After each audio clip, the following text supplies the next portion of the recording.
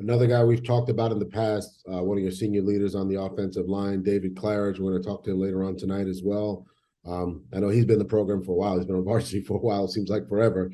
Talk about David and his leadership and just what he's meant to you. Well, David's one of those guys that's always what we call a low maintenance guy. You never have to worry about David. And coaches love low maintenance guys. And we're not always the best at praising those guys all the time. We try to all the time. But we always have to deal with the knuckleheads and the kids that are trying to get to buy in like the rest of them. But David's been bought in from day one. David has always gave us his best effort. David has always been on top of his grades. David has always been a yes sir, no sir, and buy into the program. Here, one of those guys that you get into coaching for guys like him because you know that he makes your program better. He makes his team better. He makes his teammates better because he's a great human being. Because he's going to be, he wants to get into ministry and be a pastor someday. So he already has the right intentions. He has the right heart.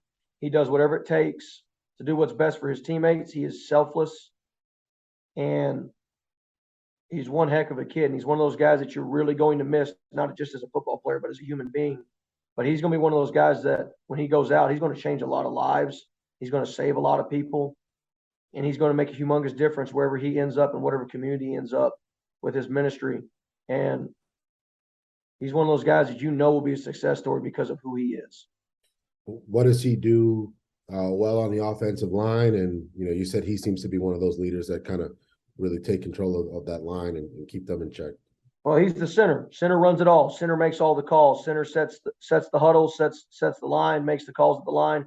You got to have a really smart guy to do that. David can do all those things. David's also extremely physical with nose guards. A lot of times he's solo blocking nose guards. And being a guy who's not the biggest offensive lineman on our O-line, that's always a tall task, but David can handle it. David does a fantastic job of taking his body and his leverage and winning by leverage instead of having to use his weight. And that's an understanding of a great football player, not only just because football is always angles, numbers, physics. That's all it is. And he understands the angles of it, and he understands where he can go. And with how smart he is, how strong he is, how quick he is, he's able to overtake a lot of noses, and he's a big part of what makes this offense go. Okay, we're joined by senior center for the Grizzlies, David Claridge. David, thanks so much for joining us on the pregame show. Of course. Glad to be here. So, Dave, let's start with last week. You went up against a really stout defense, a really tough program on the road. You guys held your own, came up a little bit short, but just talk to me about that experience and, what you guys took away from that game.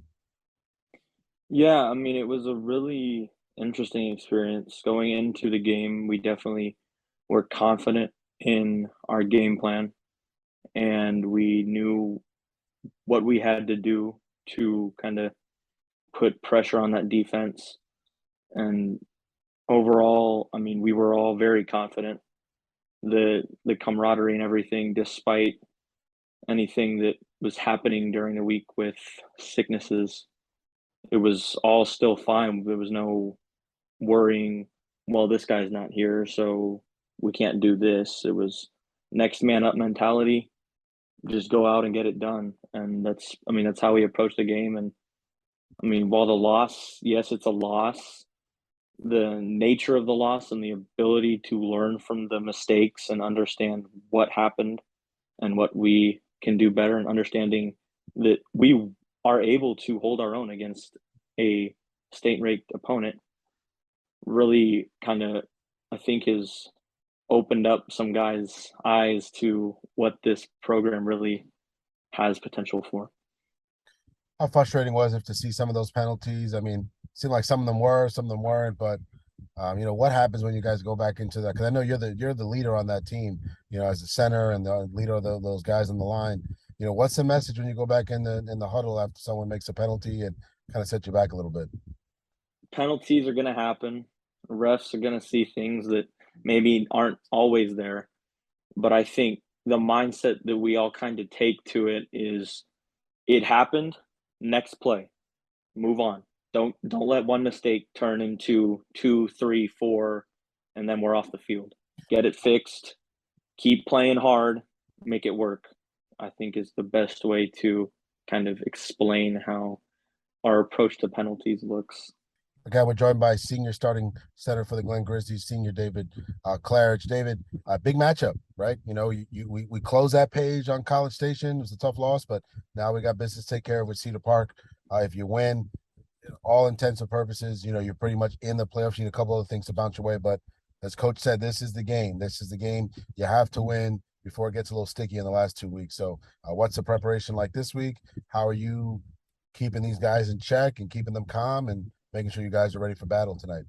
It's a lot of understanding that even though their record may show that they're not as good as they've been in past years, it's understanding that they're still definitely a very good opponent and not to be underestimated at all. And understanding that they are definitely going to have stuff up their sleeve to try to mess with us.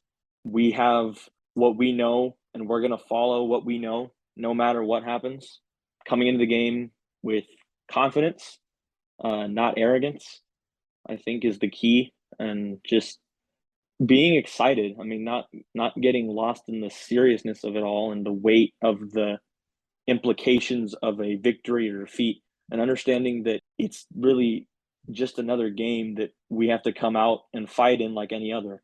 What's it like blocking for these guys? I mean, that's the whole scheme of the slot T offense, right? You're opening up gaps, you're moving things around, and you got a tremendous amount of backs behind you, and Dugar and Johnson, Sledge and Wilkes. Every year there's always a ton of backs, but this year it seems like this group's even more special.